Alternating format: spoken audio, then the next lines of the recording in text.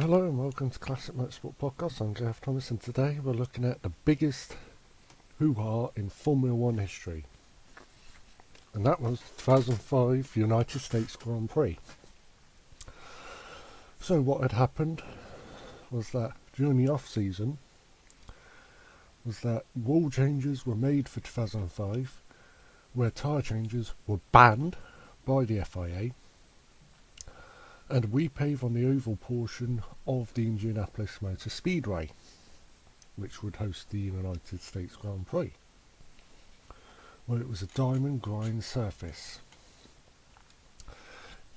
They had come to North America from Europe, and it was 9th round of 19 of the Formula 1 Championship. 13 tonnes on the road course at Indy,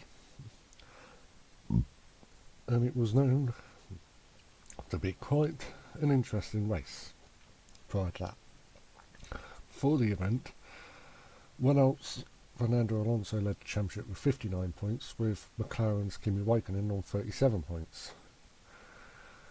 And in the constructors, it was Renault on 76 points, leading McLaren on 63 points in the constructors. During the morning and early stages of afternoon practice, things went well, but then during afternoon practice on the Friday, Ralf Schumacher, driving for Toyota, crashed badly in turn 13, which for oval fans, to give you a clue, that is turn 1 of Indy Oval. As a result, and the crash was the result of a left rear tyre failure.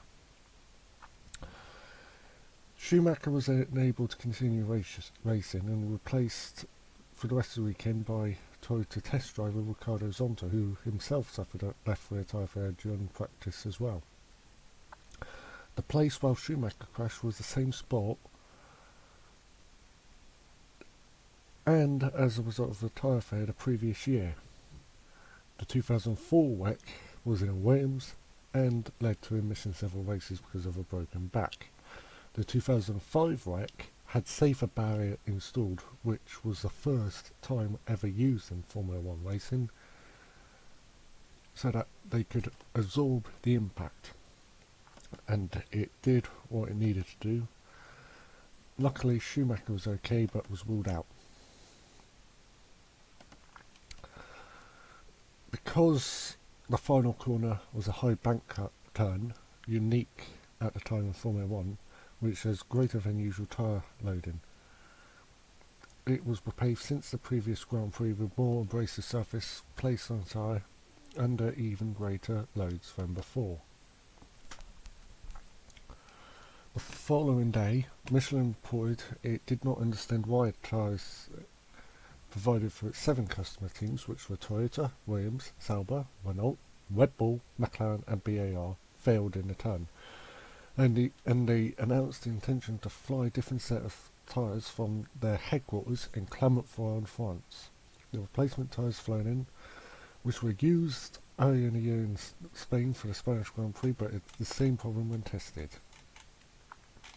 On June 18th, which was Saturday, qualifying took place as planned. Jarno Trulli took pole position, the first for Toyota, with Kimi Raikkonen alongside.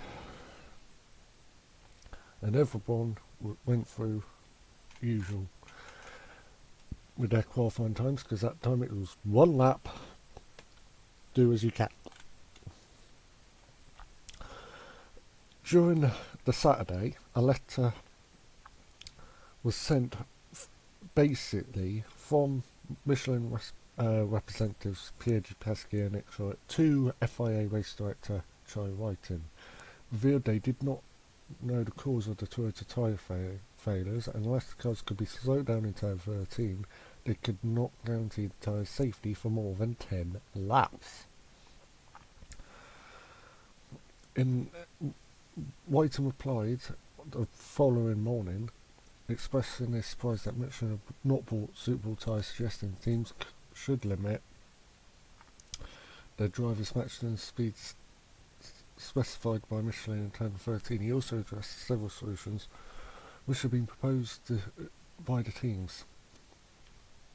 That new specification tyre flown overnight, which would be a breach of the rules considered by stewards, and the placement of a chicane in the turn was out of the question, because the race would not be sanctioned by the FIA if the track layout was changed, which would mean a non-championship race. But Whiting deemed the Michelin tyre proposal was grossly unfair to the Bridgestone teams. Sorry about the cough. Just ate my lunch. In a second letter, also dated on the 18th of June, this Saturday, the Passenger Insurance confirmed they would not permit their teams to race on the Michelin tyres used during qualification without changes to the circuit, and rated their request to slow down turn 13. Charlie Whiting's brief reply maintained no such change would be permitted and gave the teams the choice of limiting speed through turn 13 using different tyres to those used in qualifying, subject to a penalty, or changing tyres repeatedly, which would be permitted at the driver's safety were an issue. But then compromises were problematic. Paul Stoddart, the then owner of Minardi, a team which was on Bridgestone tyres, published accounts on June 22nd, which was the Wednesday after the United States Grand Prix, of the events leading up to the race. And Stoddart recalled a meeting around 10 a.m. on the day of the race, to which the Speedway President Tony George, the then president of the Speedway, two senior Michelin representatives, Bernie Eccleston, president and CEO at the time of Formula One, the team principals, and the team's Michelin technical representatives were summoned, all invited except John Todd, who was team principal of Ferrari. Michelin representatives stated their position that the tyres provided for the teams could not safely complete the race distance, and requested Bridgestone teams represented by Stoddart and Jordan Colin Coles permit the installation of a chicane at turn 13. Those present discussed and agreed to reject the FIA solution of speed limiting the Michelin cars in turn because of the potential of accidents. They dismissed the possibility of making pit stops every 10 laps, resolved the chicane was the best solution, and instructed several technical representatives to prepare plans for installation. Bernie Eccleston offered to consult Todd, who did not attend the meeting, and the president of the FIA, Max Mosey, who was not present at the race and reconvened the meeting when he had responses. At 5 to 11 in the morning, Eccleston returned to inform that Todd had refused to agree to the chicane, maintaining it was an FIA and Michelin problem and not his. By the time Stoddart's account of the meeting was published, Todd had already denied he had ever been consulted, but stated if asked he would not have agreed to the chicane. Furthermore, Eccleston reported that Mosley had stated that if any attempts were made to the circuit, he would cancel the Grand Prix Fort Worth. The group, according to Stoddart, with the team principals plan, continued to propose alternative solutions, including a non-championship race, or a race where the Michelin teams could not score points, even a race whereby the Michelin teams used the new chicane, but eventually agreed that the best option was to install the chicane and run a non-championship race without Ferrari if necessary. To ignore FIA instructions to carry on the race would have resulted in the FIA withdrawing its staff, so the group appointed delegates to fill the various roles, which would mean replacing Shai Whiting and current safety car driver Bent Mylander. Team principals were instructed to convey their teams and drivers. In the absence technical rules could not be enforced, then they were to conduct themselves honourably in the interest of an entertaining race. They proceeded to summon the 20 drivers and present their plan. Of the drivers' opinions, Stoddart wrote, "While I cannot testify that each and every driver agreed to With what we were proposing, what I can say is certainly that there is no driver disagreed. The Ferrari drivers expressed no opinion on the matter, leaving the decision to Todd, who was not present. The 19 principals who were present resolved that unless the FIA could come to a decision in the best interest of the sport, they would not agree to participate. After a short break, the group gathered again in Ecclestone's office to find then one-up team principal Fabio Briatore on the phone with then FIA President Max Mosley. Mosley had rejected all their proposals and stated Mosley had informed Mr. Martin, the FIA's most senior representative in the United States, that if any kind of non-championship race was run or any alterations made to the circuit, the US Grand Prix and indeed all FIA regulated motorsports in the US would be under threat. On the same day of Starlight's version was made public, the FIA released a statement stating that Mosley denied having made a reported threat of that any such conversation had taken place. The Michelin team principals, Stoddart and Bernie Ecclestone, but not Jordan Colin Corus, discussed whether the cars should proceed to the grid, and they decided to participate on the formation lap, but that they could not race. Stoddart asked Coles if he'd be allowed his cars to take part and was informed that Jordan would indeed be racing. Despite having previously agreed not to, Stoddart was then approached by a Bridgestone representative and told that Bridgestone wanted him to race. He also stated, given the current relationship with Mr. Mosley, he felt certain heavy sanctions would follow if he did not race. Stoddart too decided to allow his drivers to start, but reported he would retire them if the Jordans did not finish the race. As the start of the race, all the cars lined up on the grid for the warm-up lap per FIA race procedure. As Charlie Whiting signalled the green light to start the formation lap, a full field of 20 cars was set up as normal for a single lap for the formation lap before forming the starting grid. At the banked turn 13 entrance to the pit lane, and this is where the controversy started, all teams wearing Michelin tyres returned to their pit boxes, leaving just 6 cars from the 3 Bridgestone teams, Ferrari, Jordan and Michelin, to start the race. The move by the teams to come to the grid and then pull out infuriated the fans who did not know about the plan. BBC radio broadcast and Boris Santon said of the event, without question, this was the strangest race I ever commentated on in F1. Because of the retirement of the drivers who qualified ahead of them, Michael Schumacher and his teammate Rubens Barrichello were the foremost starters using the grid positions that they had qualified in. The pair were followed by Jordan's Tiger Montero and Noel Carter-Kane, and with the final 2 positions rounded out of Minardi's Christian Albers and Patrick's Friesacker. By lap 10, many of the estimated 100 to 130,000 attendees had begun to leave the grandstands. Thousands of fans had reportedly gone to the ticket office to demand refunds, and Indiana State Police were called to keep the peace. Boos were heard throughout the race, and some upset fans threw beer cans and water bottles on the track. Schumacher went on to win, Barrichello 2nd, Montero 3rd, Carter-Kane 4th, Albers 5th, Friesacker 6th. At the podium ceremony, none of the scheduled dignitaries were present. All Ferrari members quietly accepted their awards and quickly exited, while Montero stayed behind to celebrate his first and only podium finish and the last for Jordan Grand Prix. The win was Schumacher's only victory of 2005, moving him from 5th to 3rd in the Drivers' Championship. Barrichello jumped to 4th in the championship, and basically in the constructors it led Ferrari to get up a couple of spots,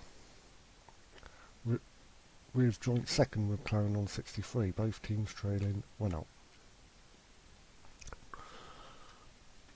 The result of the race was overshadowed by the withdrawal of the Michelin-shod teams and inability to find a solution that would have allowed them to race. On his grid walk, Martin Brundle, who at the time was with ITV, asked Bernie Ecclestone, and he asked, is future of Formula 1 in the United States and the future of Michelin not good? On both terms, both counts. He also said, incidents not a fault of the teams, to be honest with you. David Coulthard, then a Red Bull driver, said, thrown into doubt the future of the race in the United States. The race was labelled a farce. Associated Press writer Stephen Wade pointed to the boycott as extension of a previous disagreement between the teams and Max Mosley, which led to a threatened creation of a rival series as an alternative to Formula 1.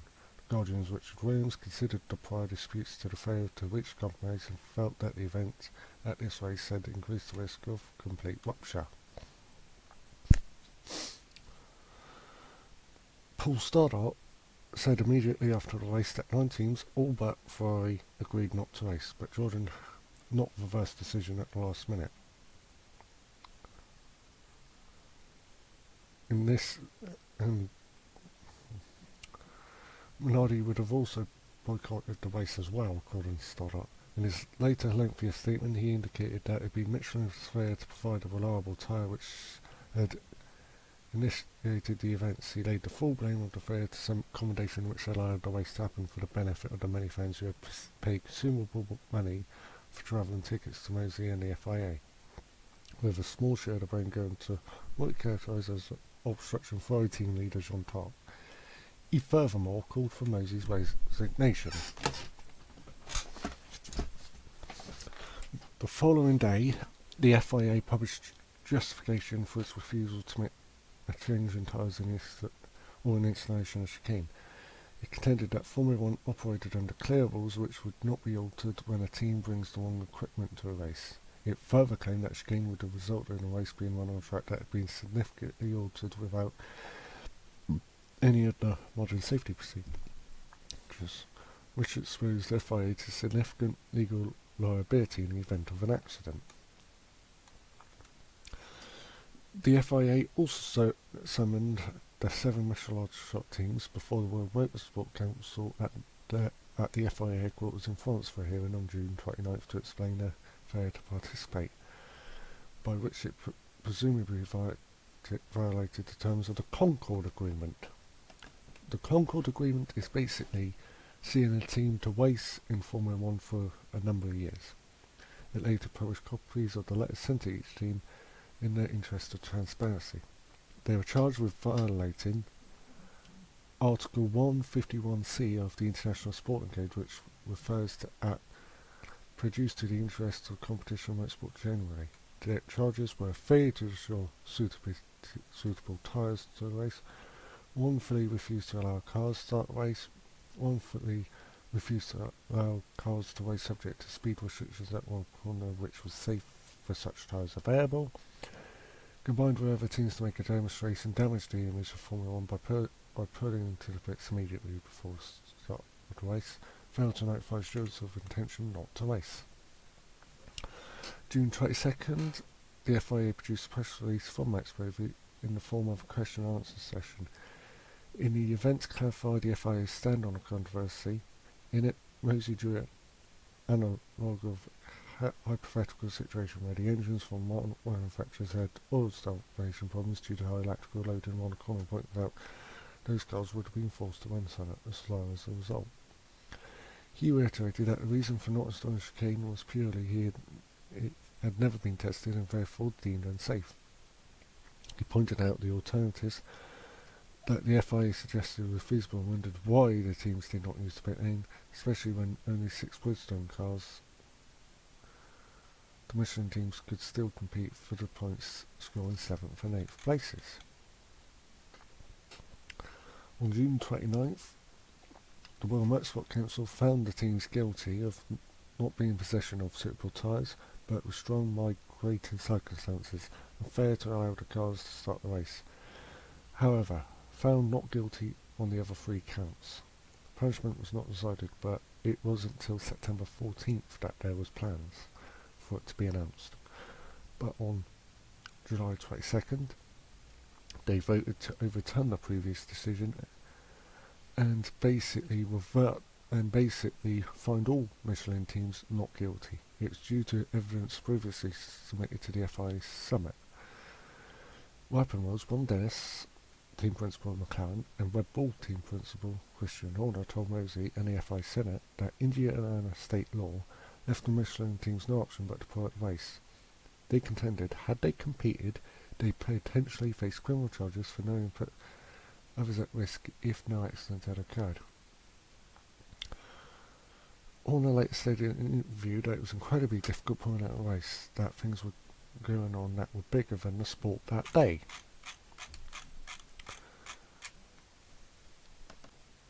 It was also revealed why Bridgestone had to bring the correct tyres.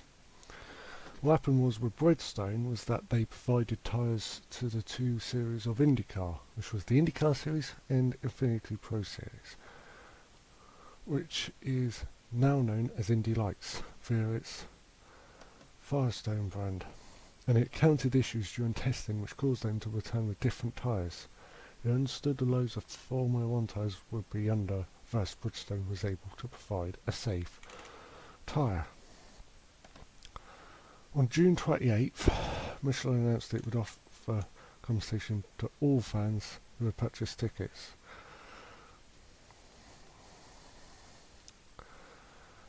The company planned to issue refund checks through the Speedway ticket office for the price of all tickets for the race by the end of September. Additionally, Michelin purchased 20,000 tickets for the 2006 race to be distributed to spectators who attended the 2005 race.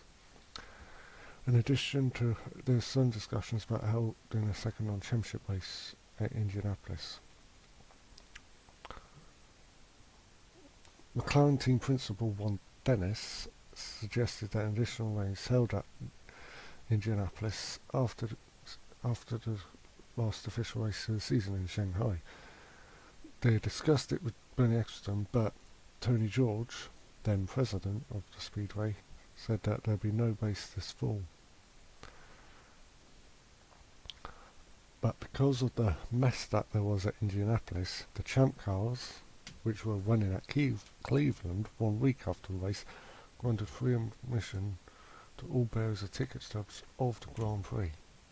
So, effectively, it was a win-win for fans in the end,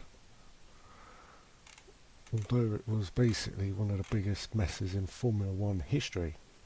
So that was the 2005 United States Grand Prix on Classic Motorsport Podcast. I'm Gareth Thomas. Remember, like, share, subscribe for more great content. Goodbye.